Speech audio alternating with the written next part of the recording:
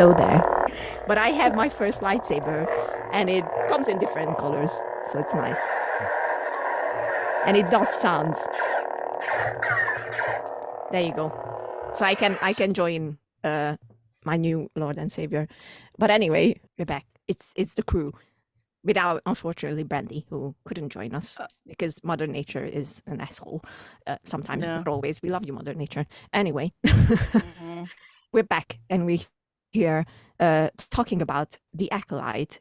This is Watching Now, The Acolyte Special, and we have a lovely little crew back. We have the fantastic Stef with us. Hello! Hey, hi. Yay! And Feels we so also, long since Ahsoka, man. right? It. I'm sorry. Well then. Fuck. It's Fucking unprofessional, Jesus fucking Christ. I haven't even gone 10 bloody minutes. and we have Shut Up Tom here. Yeah, no.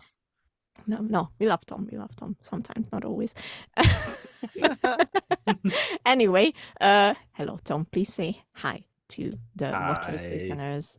That's Hi, I was right. don't spoil things. Don't spoil I'm not things. spoiling that. I'm just saying that, No. I was right. You were Delulu, and then I was right.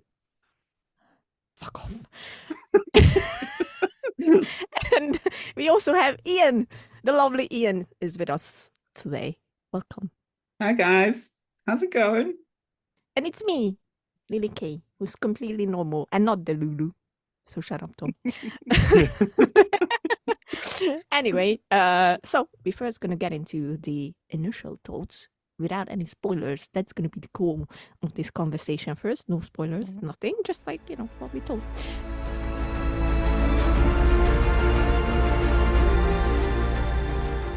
And we're gonna start. It's Stef.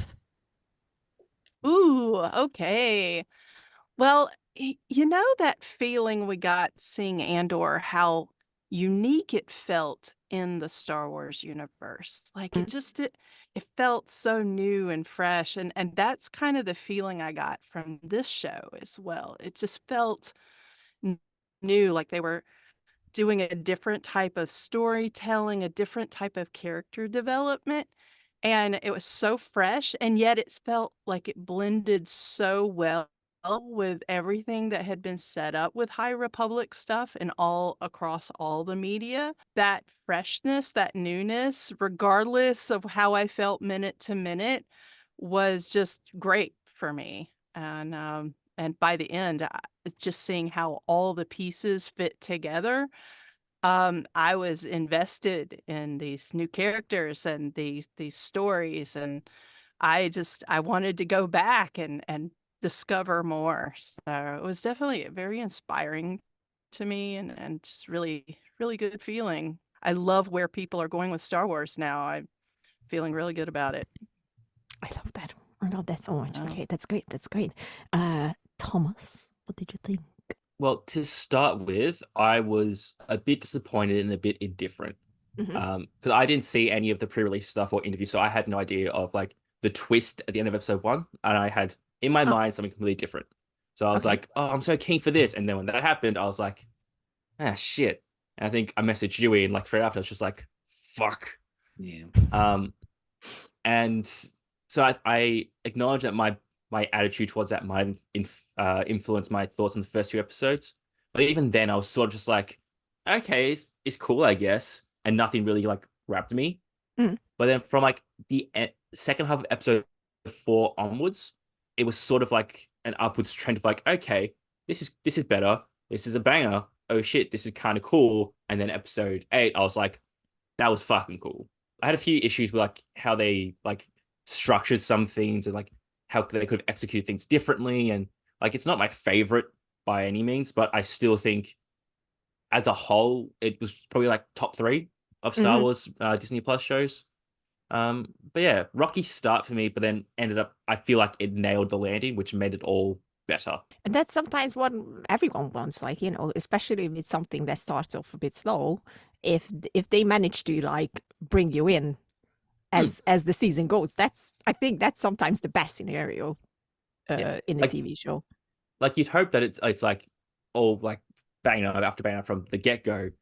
Banger after banger after banger after banger after banger after banger. Even if It's they rarely the but case. that's Yeah. like that's like the thing you want the most. Like you want to just be Yeah. every episode banger, banger, banger. But I do think they did a good job of sort of telling their story and sort of like making you eventually care for this plot story, even if for me at least it took a bit longer than like Stef and other people. Ian, what did you think without spoilers?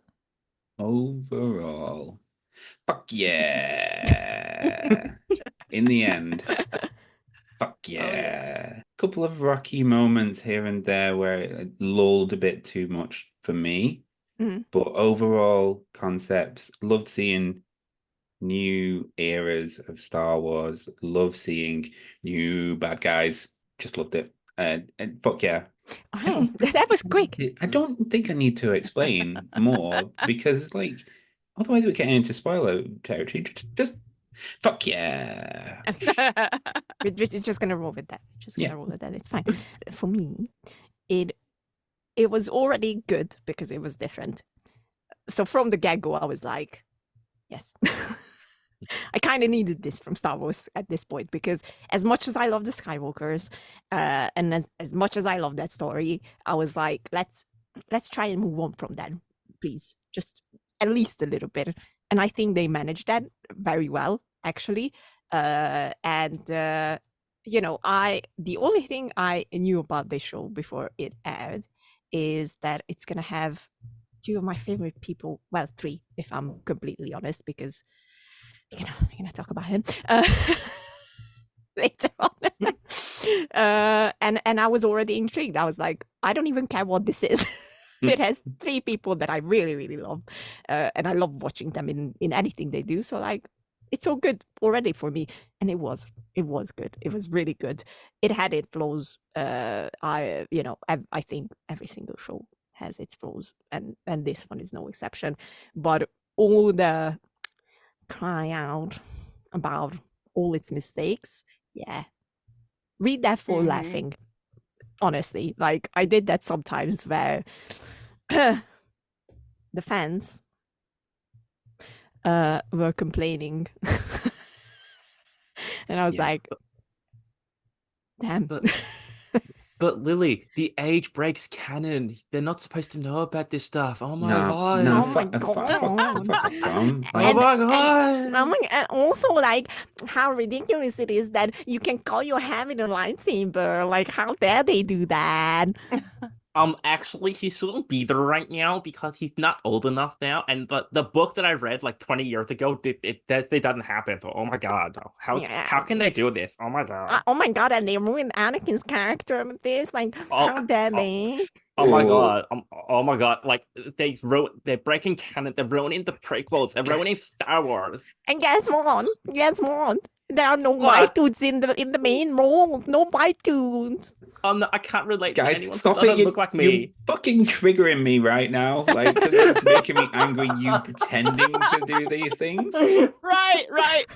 Like in my head, I'm hearing I'm like, the real shut voices. up. That's wrong. That's wrong. Why are they breaking canon? They're not breaking canon. They've explained everything. Shut up. Shut up. Shut up. Shut up. Shut up. Shut up.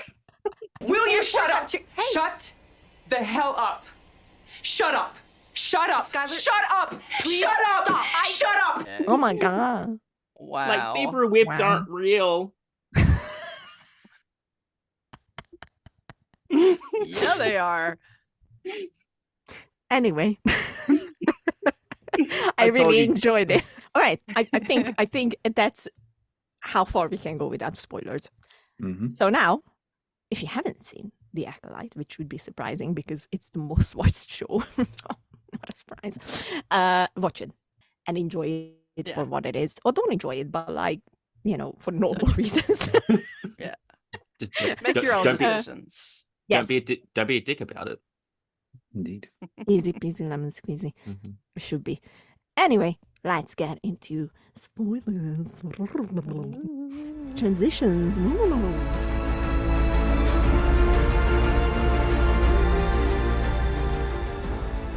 we can't go episode by episode at the end of the day, but we will try and like keep a structure as much as we can, obviously.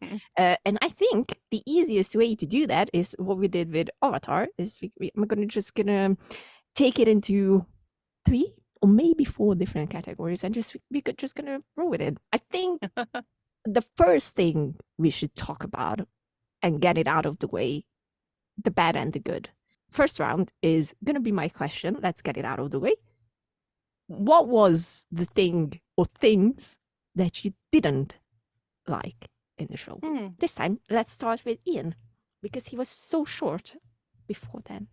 I'm not short. I'm large. Short. I'm a large man. Yeah, look, the short man saying he's large. The short British man.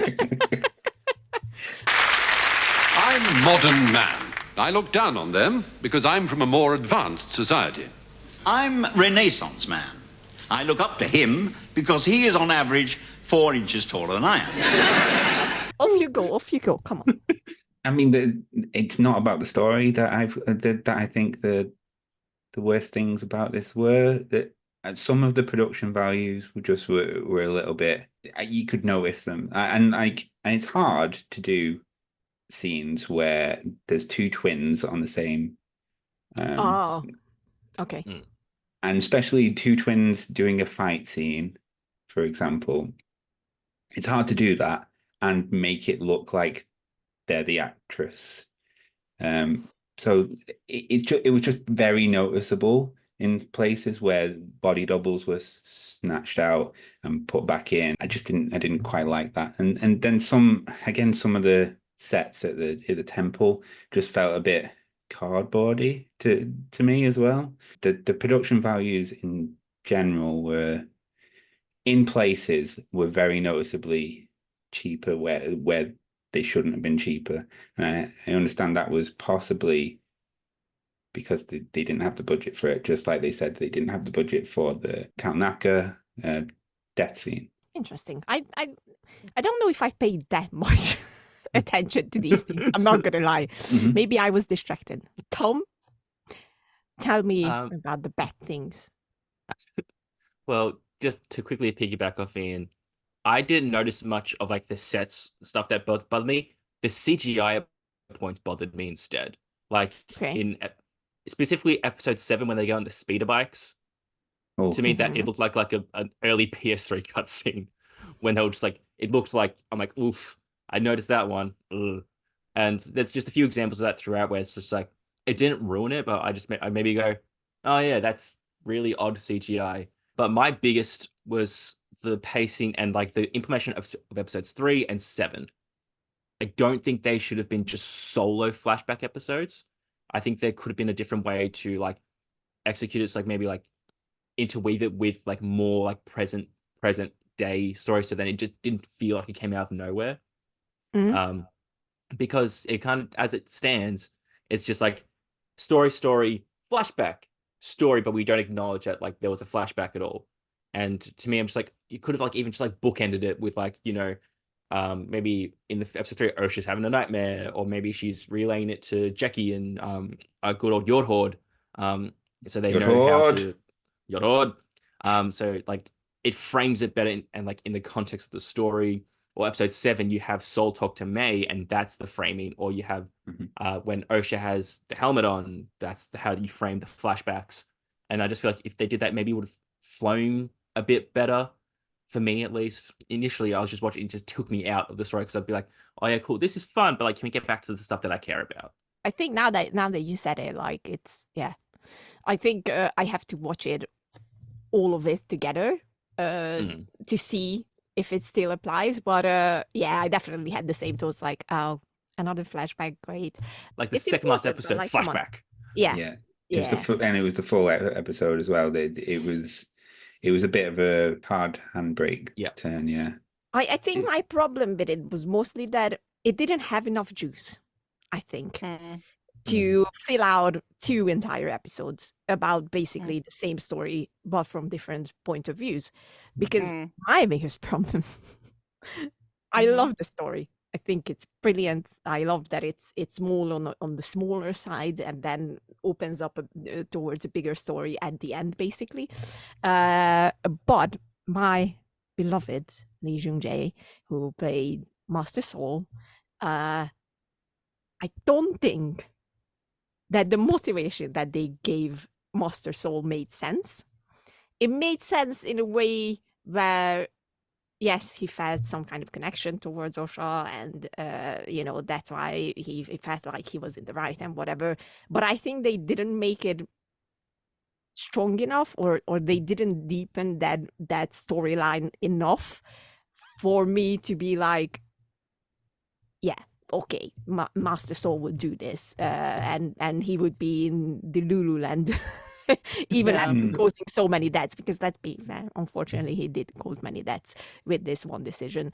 So I feel like that was more there that they just didn't get into, and that's my other problem, is that once again the episodes were too short. I think there were so many more things here that we could have gotten into.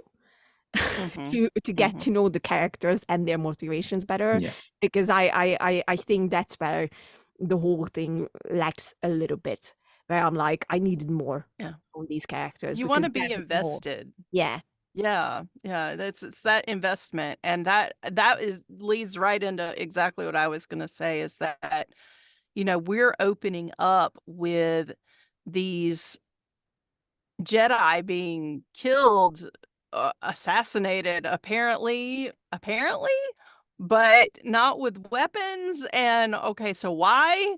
But what did they do? And I haven't even had a chance to get to know who they are or why they're being targeted. I feel like a little bit more, so I would have been invested in that. For me, I've been a fan of Carrie-Anne Moss for so long, so being able to see her as a Jedi, I was like, oh yes, this is gonna be amazing.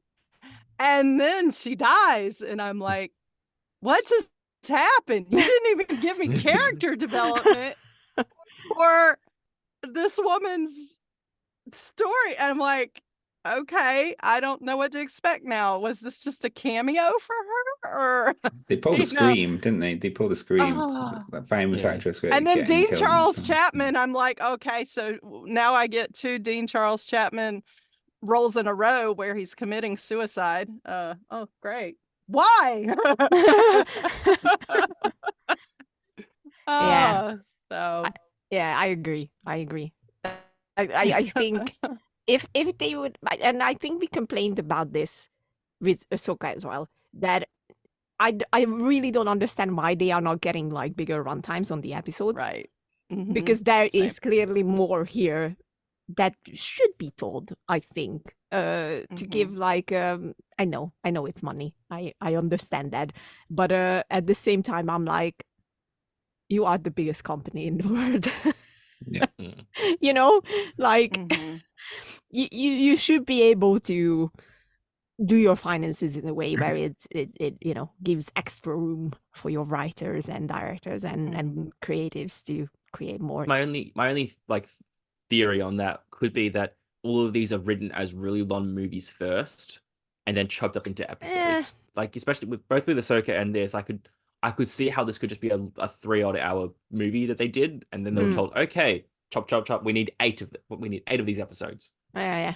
And so that's why like they're all especially all Disney Plus shows, sometimes are all inconsistent.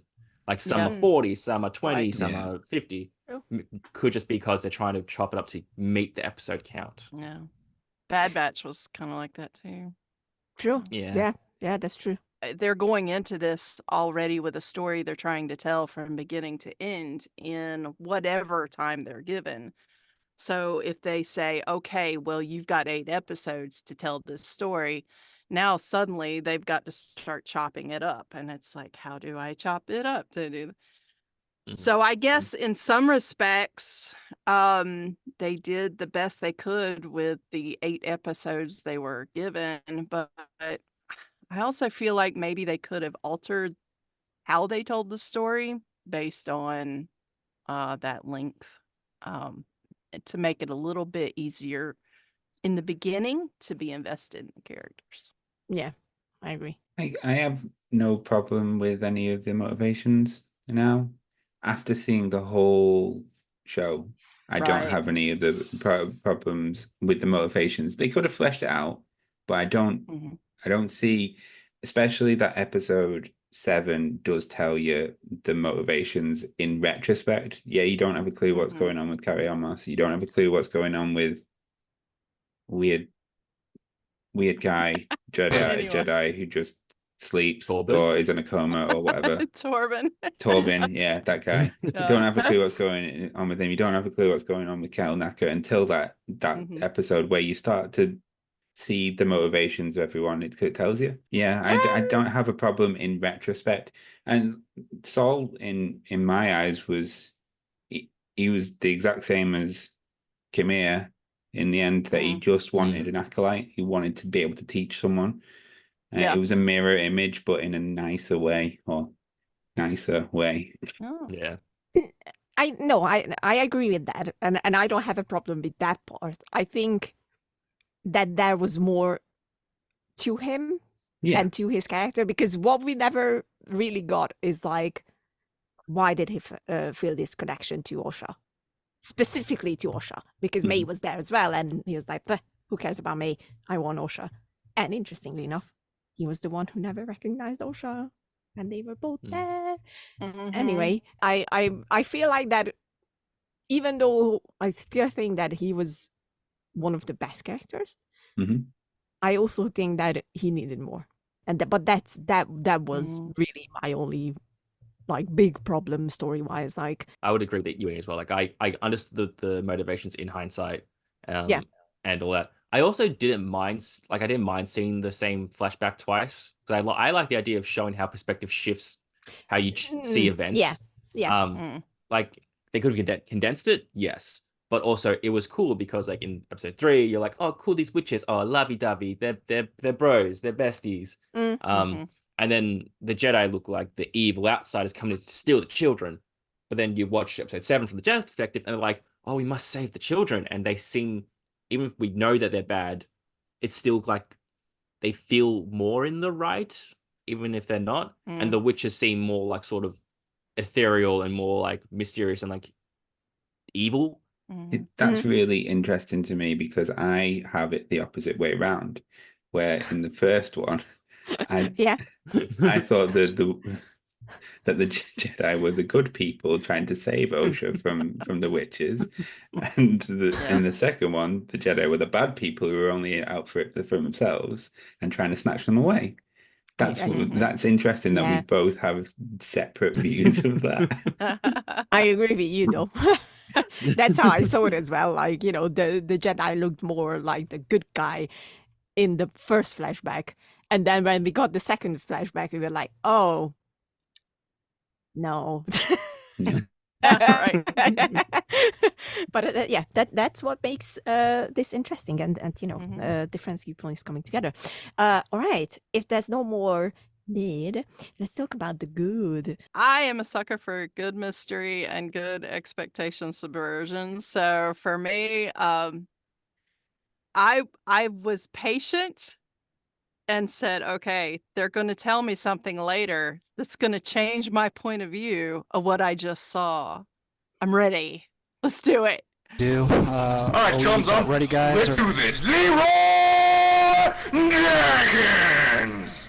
At the same time, like, knowing, it feels like everything I watch now, whether it's Star Wars or anything, is trying to do that to me. So I agree. I'm like constantly, I'm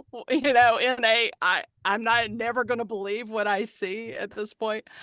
But at the same time, I love that. And in my own writing, that's what I do. I give like, here's 30% of what just happened, shaped in a way to make you think certain ways about certain characters, and then turning back around and telling you a different point of view that gives you and I love that it's not clear who is right, who's wrong. Was there really something wrong, or was it because the Jedi were trying to control what was being done, and what is the bigger story going on that that they're cluing us in about by telling us this smaller, more condensed story. I just love having characters that I can really get into. Like I really I'm interested in what their background is and what they're going to do. I am invested, and I'm now like, okay, tell me what's going to happen next. Where are May and Osha headed to now? So I love the setup, and so that made me really kind of happy by the end, to be on that journey and to have those emotions from episode to episode. In terms of good, I agree. I also liked how it was sort of a smaller scale, different time period, all that fun jazz. I really liked the fights. There was like the first one where it was Indara versus May, just felt like it was ripped straight out of the Matrix. Like all I'm missing was the sound effects of. That's all it was missing. Then the fight in episode 5 between Khmer and all the Jedi, that was sick. And I also liked how because I saw some people complain oh, how did he defeat all these Jedi so easily? But then literally the next scene after, our boy Yord was like, he doesn't follow the rules of combat. He messes with your head. It's like, well, that just explains how he could murk 5 or 6 just random Jedi. Yeah. Right. So I like that. Like the helmet was sick as fuck. How he could just so good.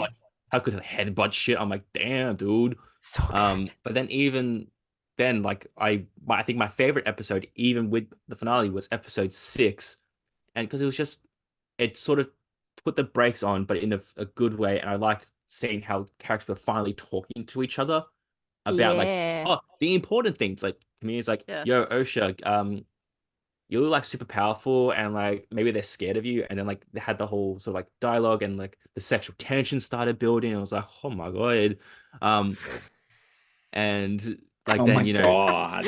Oh my god. Oh my god.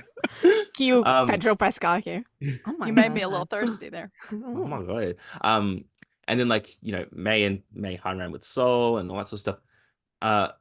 That's where I like those sort of moments, and we got more than I expected, especially in the back half. And then that final fight, that was pretty fucking cool. So and cool. It was different from what we've seen from Star Wars fights, even in this own show. And I'm just like, it's different, it's cool, I like it.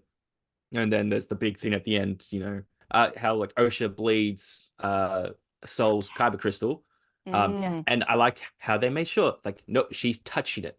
Because May threw it broke, the crystal's touching, and she an angry girl, and she, as she's killing Soul, it turns red, and it's fucking sick. Yeah. That's not how it works, Tom. That's definitely not how it works. It's not actually, it is how it works. Because that's how it happened in Jedi Fallen Order, and that's how you bleed kyber crystals. And thing is that online blueprints clearly indicate that Deck B is independent of the guidance matrix. So we were wondering just where the error lies in that. Not real fan.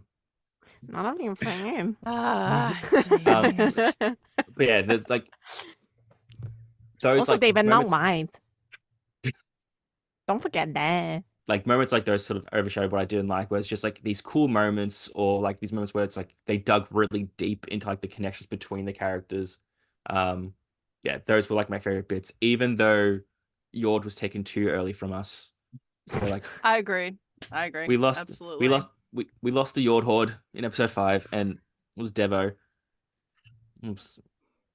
I never fully recovered from the loss of the Yord Horde. He's a man.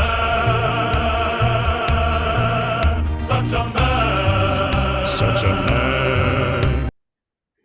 I'm sorry. I'm sorry for your loss. I'm sorry for your loss. Let's give him a minute to Tom. He's gonna cry now. It's fine. Okay, I'm better now. Okay, good.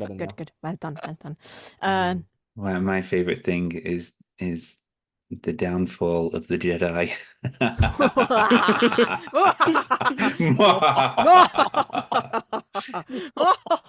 Okay, go on. Yeah, I loved the way that they set up the Jedi as fallible in this series.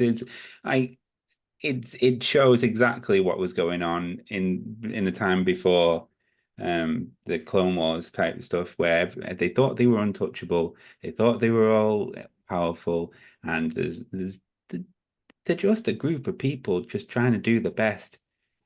And there's always some bad eggs in there. There's always some bad eggs. They're not perfect. And all those people telling me that the Jedi are the light and they are infallible, how about fuck off? George Lucas had already done the prequels.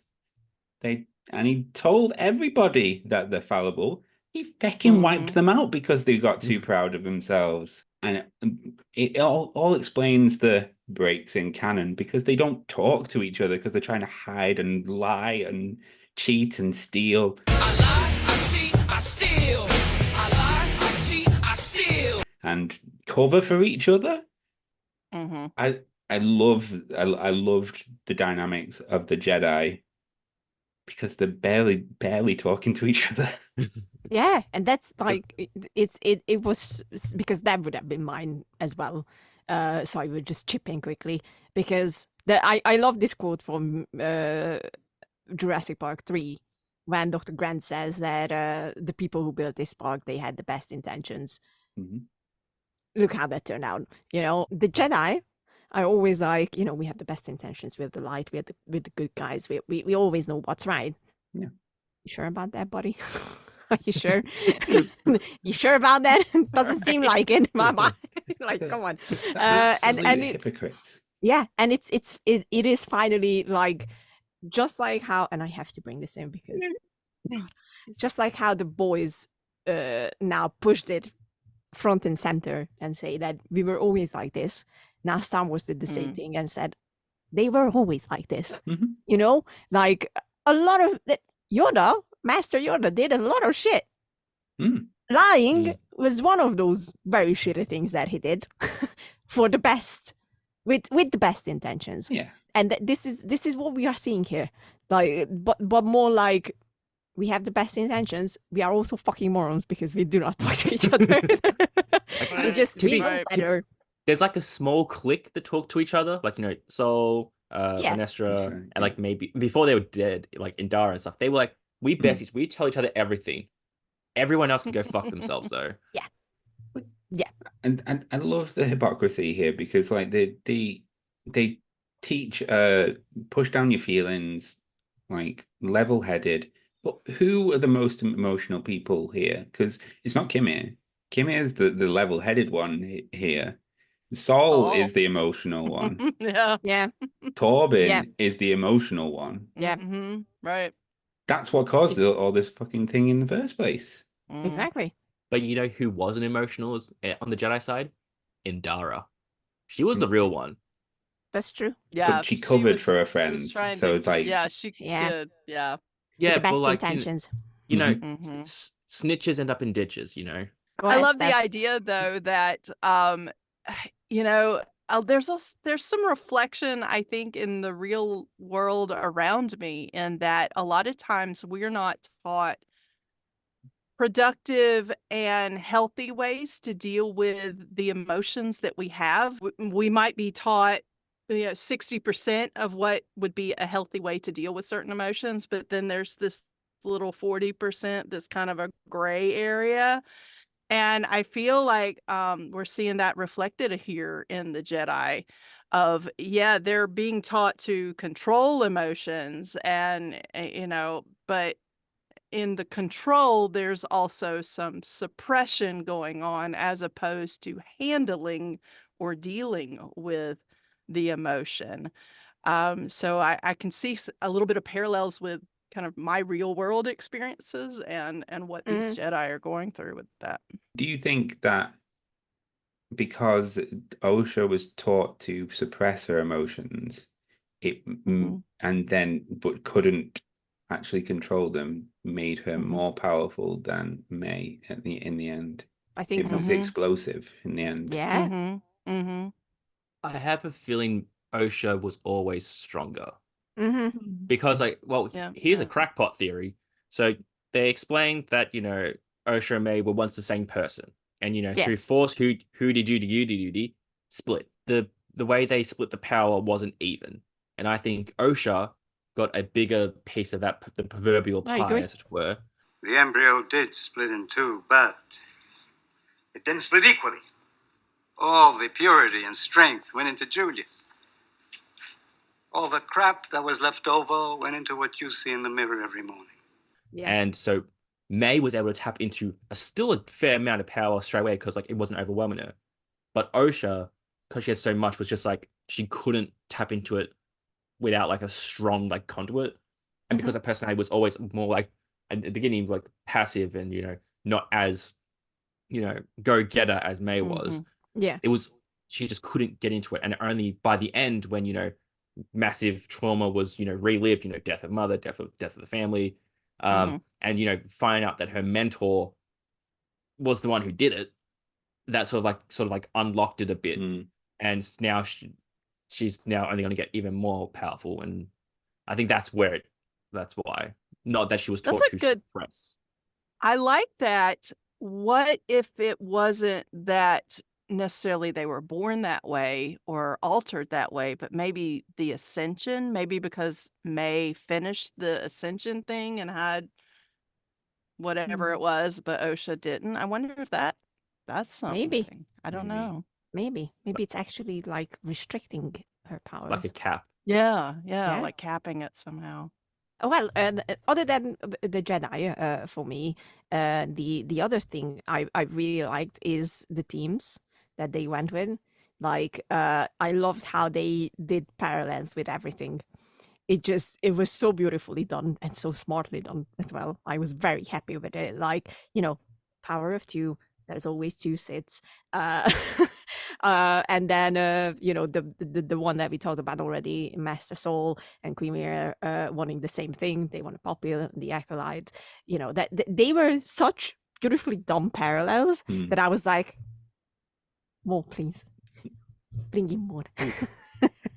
Up to episode 5, May's in black clothes and Osha's put in like the white sort of like yin and yang, whatever, But then once they flip, that's when May started to lean a bit more towards justice, whatever, and Osha slips even further down. And I only just put that together, and I'm like, oh, like that should have been fucking obvious, Tom. Jesus Christ. That was beautifully done as well. That's definitely in that list. But what I will say about May is that I think that she was louder about her anger from the get-go.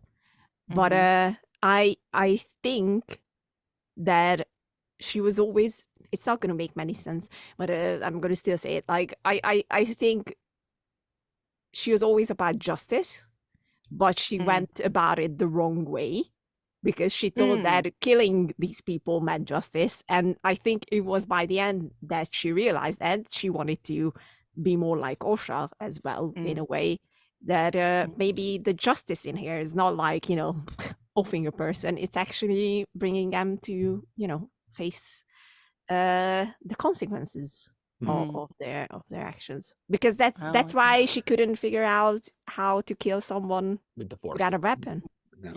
I think her unwillingness to kill, especially in episode 4, once she knows Osha's alive, because her priority shifted. All she really cares about is finding Osha or avenging Osha. And when she realized, hey, Osha not dead, she's like, why am I killing these guys again?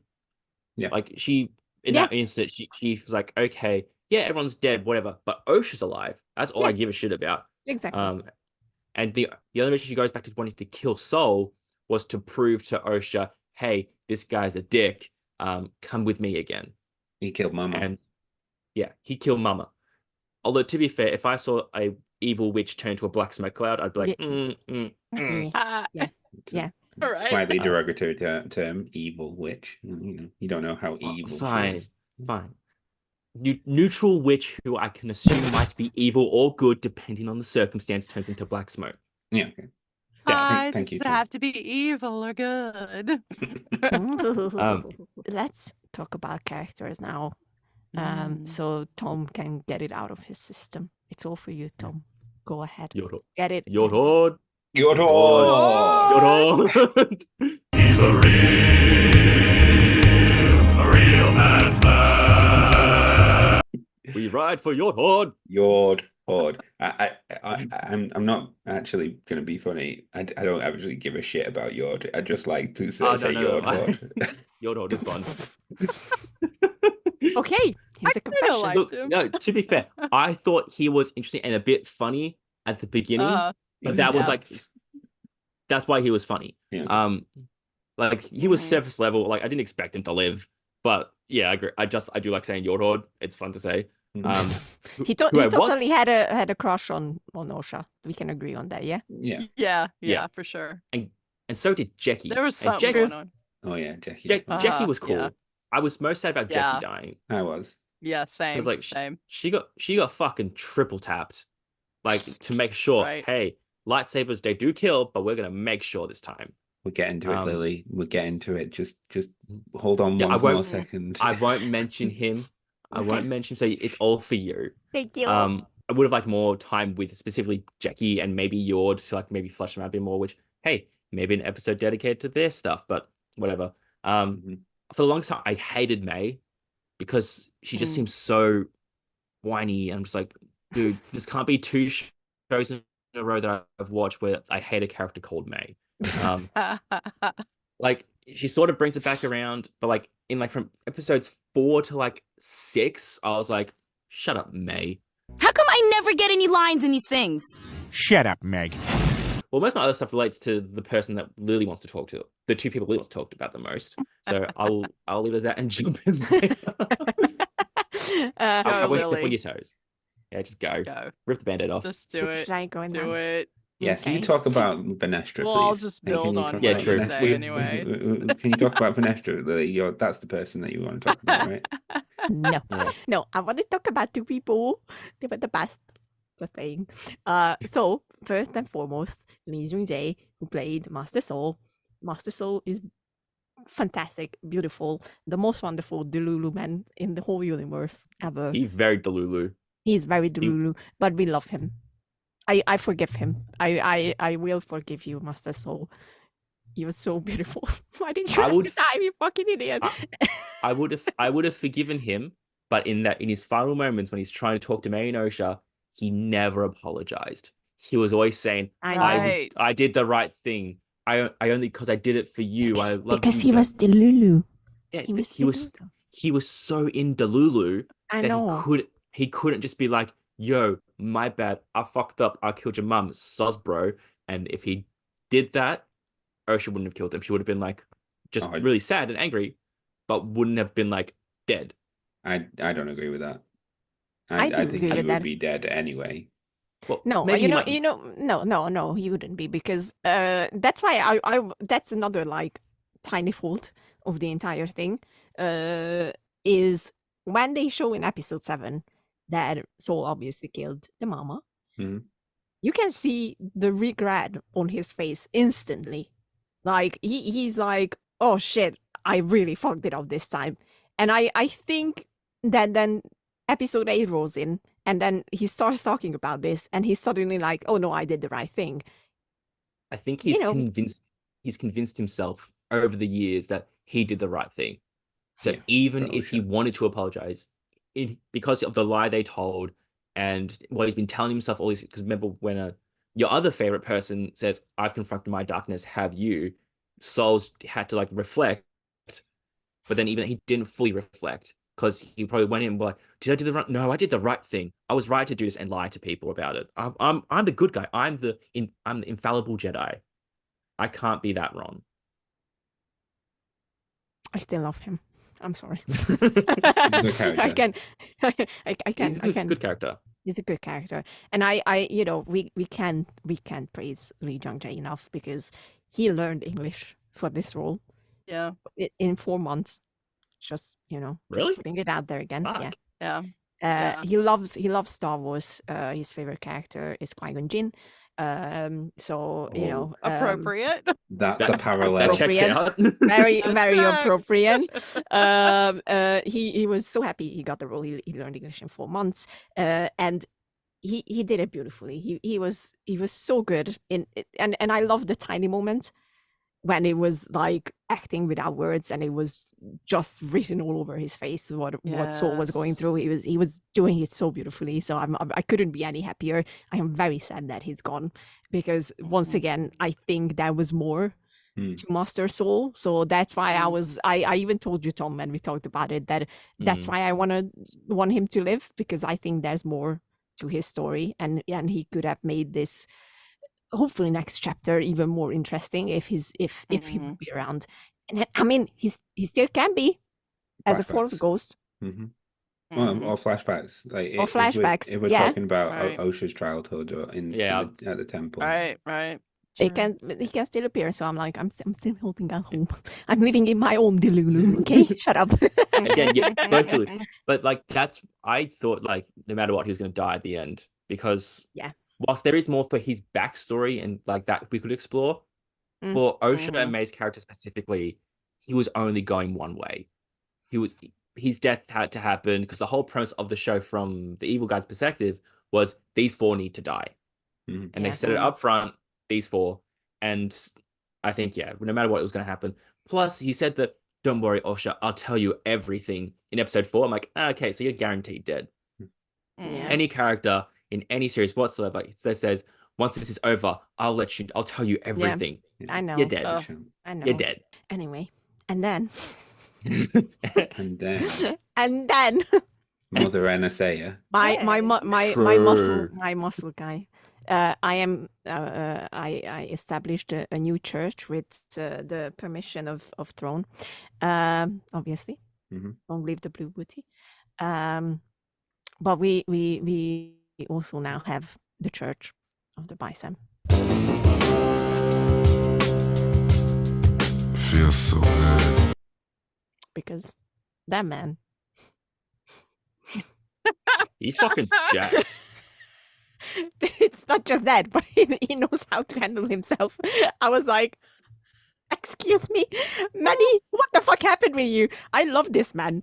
The only reason I watched the entirety of The Good Place, because I had problems with that show, many problems, was because of Manny. Because Manny was brilliant in it, and I wanted to see his character, like what's gonna happen with him. And Manny was very Portals! Manny was the best in that show. I won't take any arguments on that.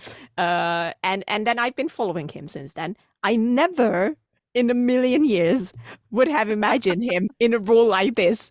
I was like dumbfounded, like when the reveal happened, which we all guessed that the stranger is going to be Quimir. Right. I was like, why do you look so good? What the fuck happened? What happened? Why am I like, what the fuck? I think he understood the assignment completely well, and he brought in what it means to have the temptation of the dark side, because that's Quimir. That's Quimir. I believe from this point onward, I believe that everyone who turned to the Sith saw a Force ghost of Quimir, and that's how they turn. I believe it. They were literally seduced to the dark side. Exactly. So, and you know, I have to get it out of my system. I'm sorry. Keep going. Osha is a role model. Because the second that man would have stripped naked in front of me, I would have run into that lake like, I'm coming. I'm already on the dark side. What the fuck are you talking about? Don't go anywhere. Stop. So what you're saying is you were jealous of Osha. Fuck yeah. I was so jealous. I was like, girl, how are you restraining yourself? Like, what the fuck are you doing? But she did check. I would have done the same as well. She checked out his lightsaber. Yeah. It must have been beautiful. Anyway. No, we're not going to spiral down there. We're not spiraling down. No. Sorry. Aside from horny jail, I'm going to say a term which you're going to misconstrue. His equipment was amazing.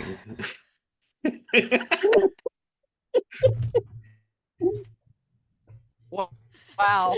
His I equipment was won't amazing, argue right? with- He went there. Lily, his equipment was He amazing. went there. Yeah, but his helmet was amazing, right? Sure, it was the helmet. Wow. Yeah. And then this motherfucker, that was the line that broke me. I was like, that I was already lost kinda, but that line broke me. I think I even sent it to all of you or just some of Possibly, yeah. you. I don't know.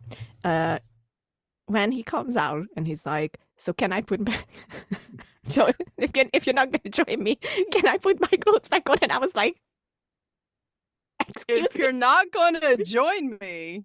Yeah. Mm-hmm. It's like, boy, what the fuck?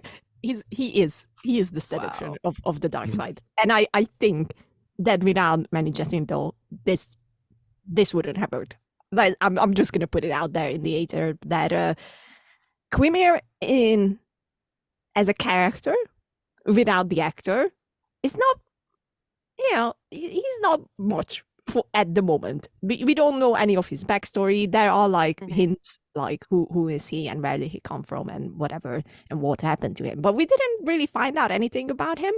That's like the juice once again. And I think if it wouldn't have been for Manny, this character wouldn't work.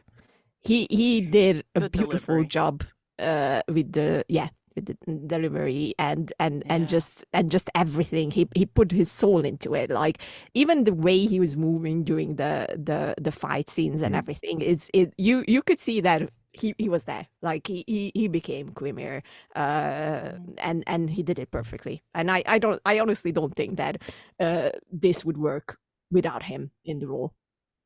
My favorite moment from Quimir was when May first found out who he was. Yeah. Like after he broke, and he just switched back to like hello. And then like it just that switch, because like before then he was just like we need to find the Jedi, and like a bit more like eccentric. And then as soon as he revealed, it was like, oh, you didn't even know. Like, Yeah. are you stupid, bitch? Like fucking just because you're powerful, like. And let me tell you, that is incredibly hard to do, even if you're like a world-class actor, because I am currently doing a play where I have two roles. And they are not like this. They're not the same role. They are two different roles, but I have to switch between them. So fucking hard. It is so fucking hard. It's like, because you start off with one of the roles and it's in your head and you're like, okay, now I have to do it like this. And then as time goes by, it gets easier, but then you have to switch in the middle and then switch back at the end. And I'm like, I get confused still, and we've been doing it for 2 years at this point, and I still get confused. Like, how? Okay, I have to switch back now. Work, brain, work. So that tiny moment, and it's so brilliantly done. I cannot praise Manny enough because he's absolutely excellent, and I'm so happy that thanks to this role, people are finally, recognizing him. And hopefully it's going to mean that he's going to get more like bigger roles, and he deserves it. He really does. Not just because he's so fucking good looking as well. I'm sorry. There's that. I had to put that out there in the universe too. I think this is the first original Disney Plus character which is as marketable as Quimir is. Oh yeah. Yeah. You can sell a bunch of merchandise with Quimir. You can sell a bunch of his helmets. You can sell a bunch of his action figures because he's got a long and short but lightsaber. How freaking cool was that? Depending if it's hot or cold. His equipment, Tom. Body pillows. Yeah. He's don't tempt me. Adult toys. That wasn't me this time. Wait, let me look it up. Is that nope? No. There's a lot of great characters in the new Disney Plus shows, but this, I think Quimir is the most marketable one. The most, you will see the most people cosplaying as Quimir in cons out of the new Disney Plus shows. Quimir, like, he has the potential like to be like the Darth Vader-esque like character of just like, hey, You want Yes. his lightsaber. Cool. We have a buildable 2-in-1 version that you can build and change your way. Yeah. As you said, that the helmets. I think you sent us an image. Like they already sold out when Yeah. they put it up for like 10 seconds. Yep. Yeah, I would agree with that. I will just quickly put it in here as well that his attire is perfection. I don't think I always have a problem with costumes in Star Wars because I don't think they go as wild as they should be, especially since it's sci-fi and they could do more. Like we didn't have like a really good costume moment since Amidala, basically, because she was rocking it, bitch. She was like, I'm the queen. And I've been waiting for a very good costume for the Sith as well. I was like, they are very lackluster. And then this fucker comes on. He takes off that fucking cape, biceps, and that attire is so flattering as well on him. Like they picked the perfect, and it's like I think it has a little bit of Japanese inspiration behind it as well. Yep. I want that costume. So I want that costume. And the man. You want it on your floor, Lily. You want it on your floor. Yeah. You want it on the floor and him and Thrawn in your bed. Yes. And you want to be in the middle of it. Of course. You want their equipment.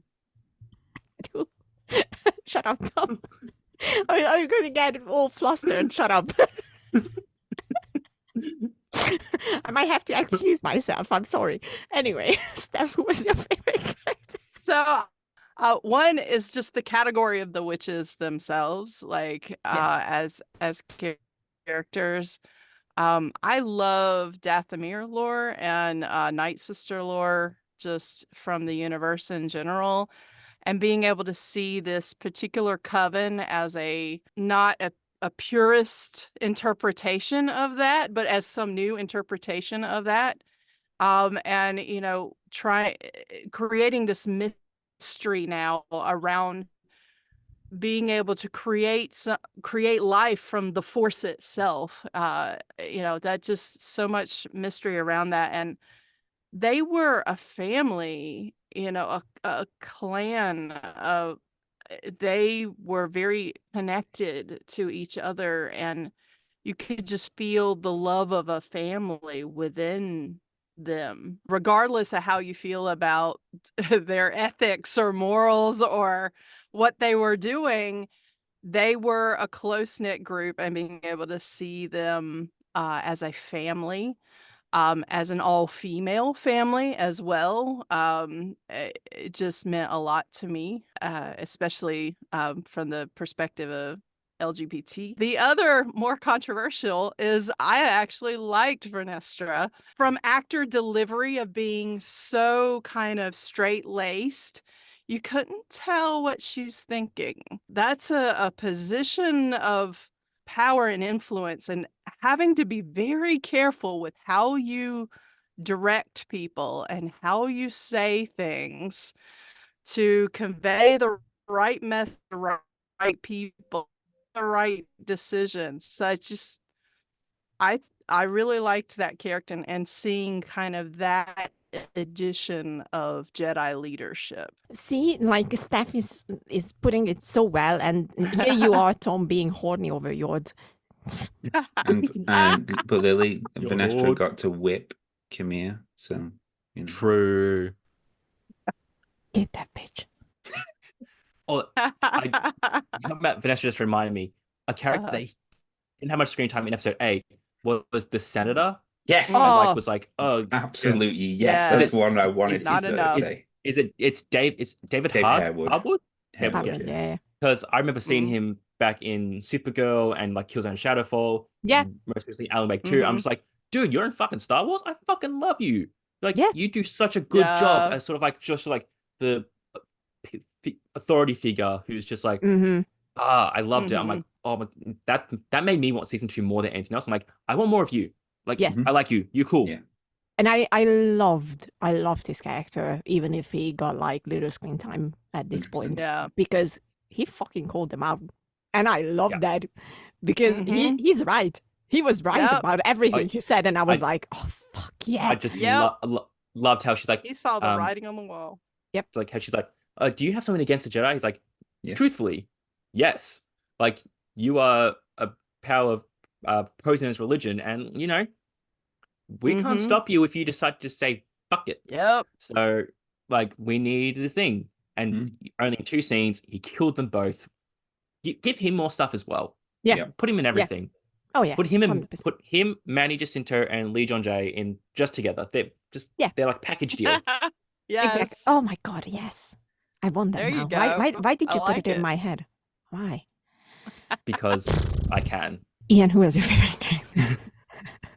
It's all been said, man. It's all been said. You've taken Kimmy, you've taken Sol, you've taken David Harewood. They were my 3, like, not the Yord Horde. Yord Horde. Jesus Christ. Jesus Christ. I will quickly just put it out there in the universe because the third person I was excited about was Amandla Stenberg, and she was brilliant. Yeah. The best choice for Osha and May. She did such a fantastic job with the characters. So yeah, big round of applause. I liked her more as Osha than May. Same. I think she fit, like she did okay as May, but as Osha, I think she just had more to work with. Yeah. And Osha was the one that was supposed to be the most dynamic, I guess, from beginning to end too. Yeah. So what I'm thinking for season 2, you leave May in a little bottomized corner, leave her there, forget about it. Same. And then like when they eventually have to merge to become one person again, that's when you bring May back. Yeah, I agree. And let's with that, let's jump into. Well, we are hoping that we're getting a season 2. So let's jump into the final topic of predictions for season 2, because here's hoping, and this is our wish list for what we want to see. Flashbacks. I want flashbacks. I want to see more of the stories of these Jedi that we've lost. You know, if not necessarily all of them, but if 1 or 2 could pop in at some point in season 2 and help fill out some of the mindset of where all the Jedi are at this point, and definitely more of the senators calling out the Jedi and the situation the Jedi are being put in right now. I want to see the Senate calling the Jedi on accountability and forcing them to kind of transform. I don't know how the flashbacks of the Jedi would fit, but at the same time, yeah.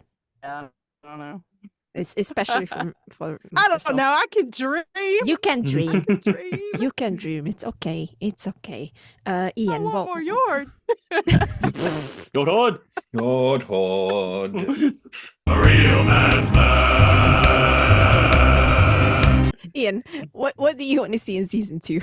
Forgive me for stealing your line, but I want to see more Kimia. I want to see more Kimia. Yeah. That relationship, Kimia and Osha, and mysterious alien guy that is possibly whoever. It is. Yeah.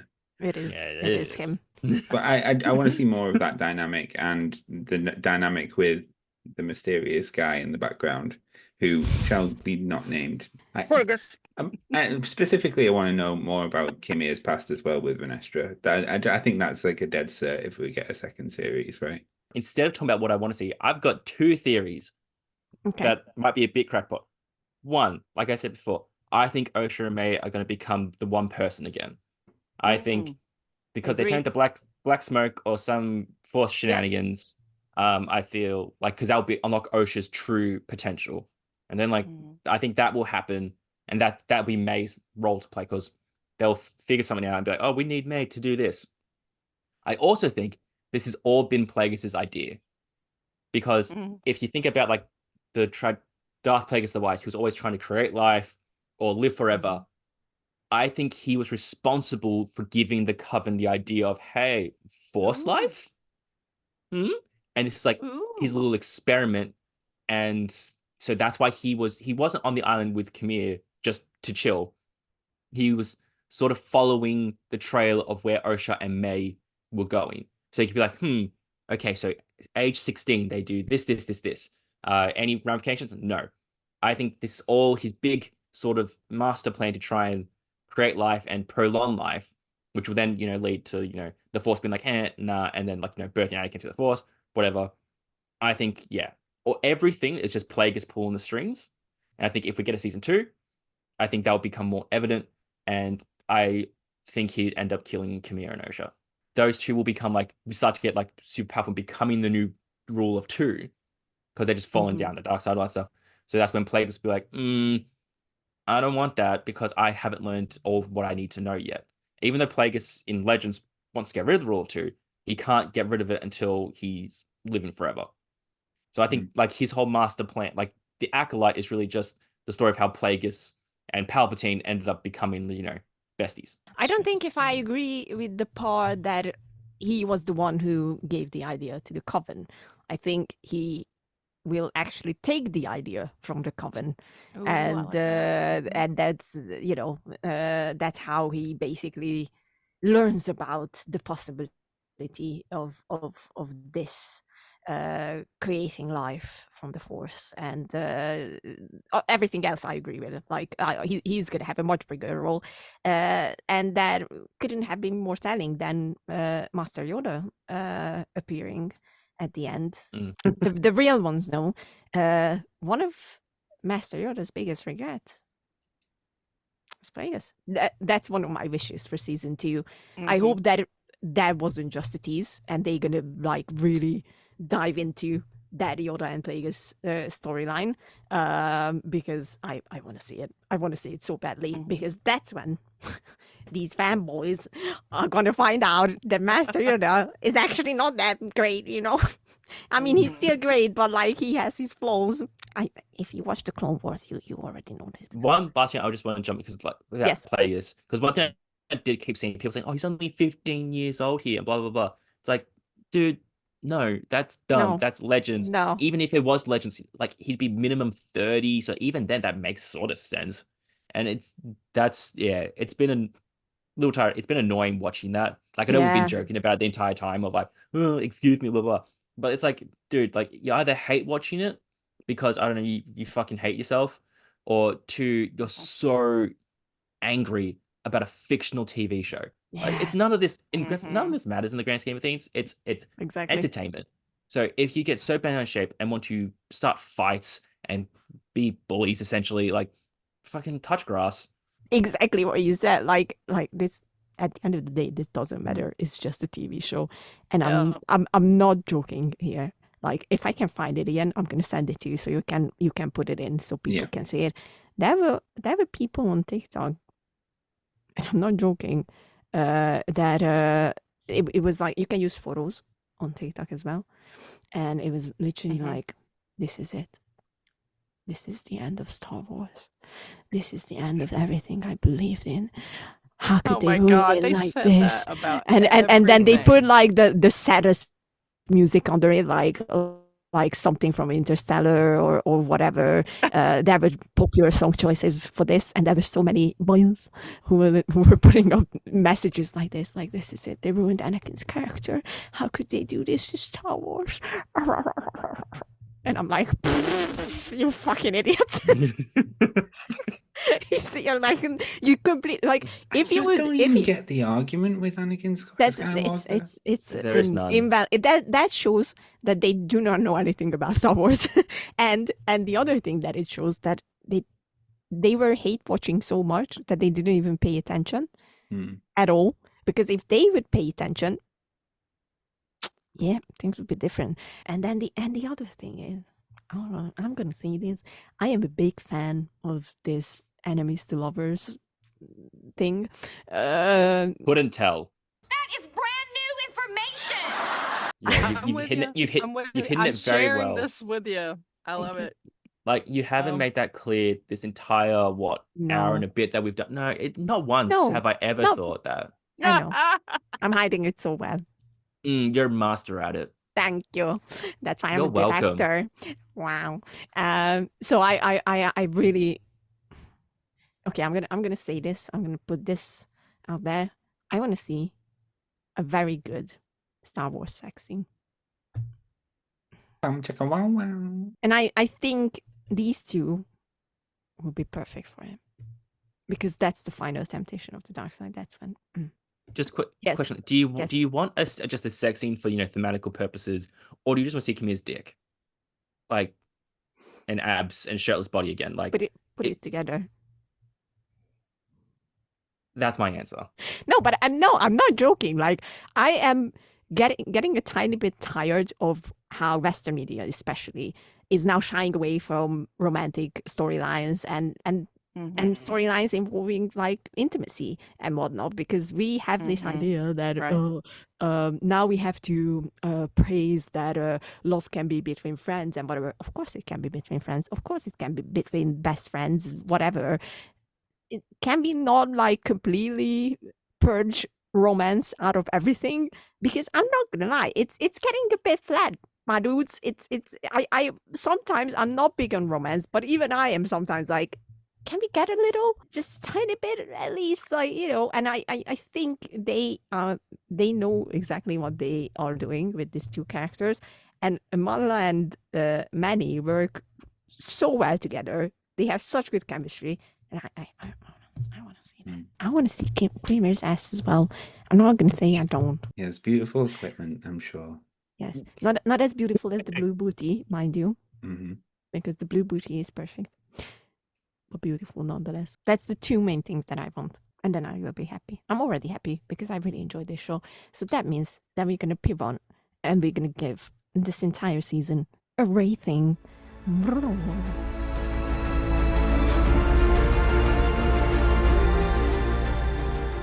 Let's rate this season, and we're going to start the line with Iain. How would you rate this season out of 10? Well, that's a very good question, Lily. Thank you for asking me. Thank you for coming to me first, because I really appreciate this opportunity to talk to you tonight. I would rate the season an 8 because it's really solid. Like, there's some slow bits, there's some really fast bits, there's really good combat, there's really good backstories in the High Republic. There's a really marketable character in Kimir that is just so lovely. I really enjoyed the series. I want to see a season 2. Yes. I'll be really disappointed if there wasn't one after all of the cliffhangers at the end. Yeah. Solid 8. Solid 8. I think I'm right there with you on about an 8. If they had more time to tell the story and could have filled in a little bit more details somewhere early, I would have gone higher than an 8 on this one, for sure. But it was a little jarring to me through the first 3 episodes, trying to wrap my head around what was happening in a few spots, and that was not enough for me to go below an 8. But yeah, definitely 8 out of 10. It would have been a 9 if those first 3 episodes had felt a little bit smoother for me. Before the final episode, I was leaning towards a 7 because whilst I was because I was indifferent for a lot of it, and like it was starting to pick up, and I was sort of like, yeah, this is cool.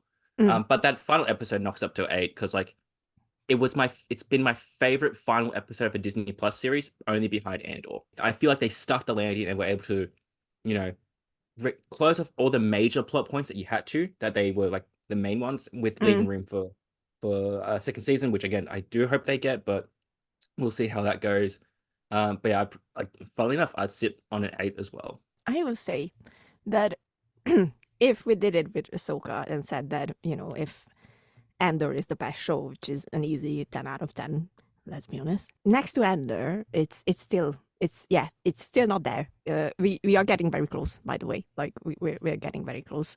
And it's definitely my top 3 already. So yeah, I will say that 8 seems very, very fair. So I will roll with that. I don't have any major issues with it. It has its flaws. What doesn't?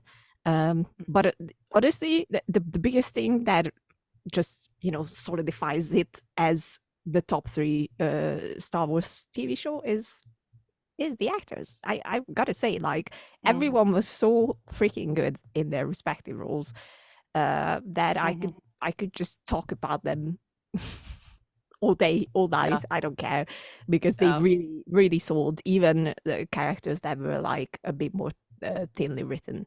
So I was very happy with the casting of this show, and I really enjoyed the story as well. So I want to see that bigger picture to unfold and give us a look-see into something that we haven't seen before. I think that's what Star Wars should be always about. So 8. Bracy, we all have the same score. Look at us. I think it's the first time that happened. I have You know why it happened? It happened because of the power of the Yord Horde. Yord Horde. Yord Horde. Yord Horde. Oh, double Yord Horde. I will also, we forgot one thing, and I promised myself that we're going to talk about this. So I will quickly put it in here. We have the first, like, proper song for Star Wars. In the closing credits. Oh, yeah. Yes. Mm-hmm. The first and they didn't cut the credits off because they've let that song play to the end. I love that. And it's a beautiful song. It fits good. so well. I was surprised at first. I was like, oh, someone's singing. That's something that usually doesn't happen here. I would like to see more of Crouching Tiger, Hidden. Oh, fuck yeah. Fuck yeah. This is us talking about the Acolyte. Sorry we didn't cry about things. I know we should have. And now a bunch of very angry dudes are going to be very angry with us that we didn't. So sorry. I'm sorry. You think you deserve an apology. Anyway, we really enjoyed it. We might be weirdos. I don't know at this point. Who cares? But, you know, watch it. Make your own decision. Don't listen to us either because, you know, why would you? Just go ahead and watch it and enjoy it. That's it. Consider us the entertainment afterward. Yes. We are so fun. What's next up in Star Wars? Skeleton Crew? Skeleton Crew. Yeah, that's true. Oh, that's right. Yes. That's true. We will talk With- about that as Excited well. about that. Yeah. With Jude Law, I think. Mm-hmm. Jude Law, yeah. Yes. So that's going to be exciting. Jude Law. And if you want I'm to ready. see that, if you want to see our thoughts on Skeleton Crew, other TV shows, and anything in general, and watch us be complete and utter dickheads, subscribe to Couch Soup. Become a member on the website. It's pretty cool. It's you can free. It is free. You can join the circle, and then you can see all the unhinged conversations you like. Like how, you know, even though Iain said that he's not a fan of Yord, he's secretly the biggest Yord Horde member. Yord Horde. Yord Horde. That is true. Join the Church of the Bison and the Church of the Blue Woody. Very important. I still love Thrawn. I think they would be besties. You can't convince me otherwise, Tom. Oh, yeah, absolutely. They would be besties. No question about it. They might meet. I don't know. This was us. Lovely Stef, wonderful Iain, fantastic Tom, and me, Lily Kay, talking about the Acolyte. And we're going to be back and talking about other stuff as well. So, you know, hang around and be with us. Yeah. And read our articles because we are very funny. And we write about good things, good shit. Drew approved. Goodbye. Bye-bye. Yord Horde. Yord Horde. Yord Horde.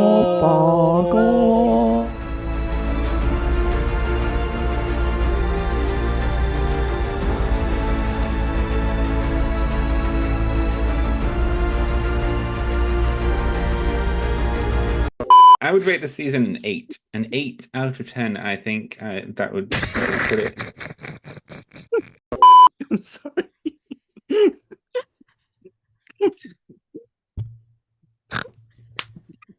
How would you rate this season? Iain. I don't even know what's funny. Iain, how would you rate this season? Please tell us. I would rate this an 8. An 8 out of 10. A solid 8. A very good solid 8. Top of 8. 8. Why would you say 8 so much? Oh, fuck.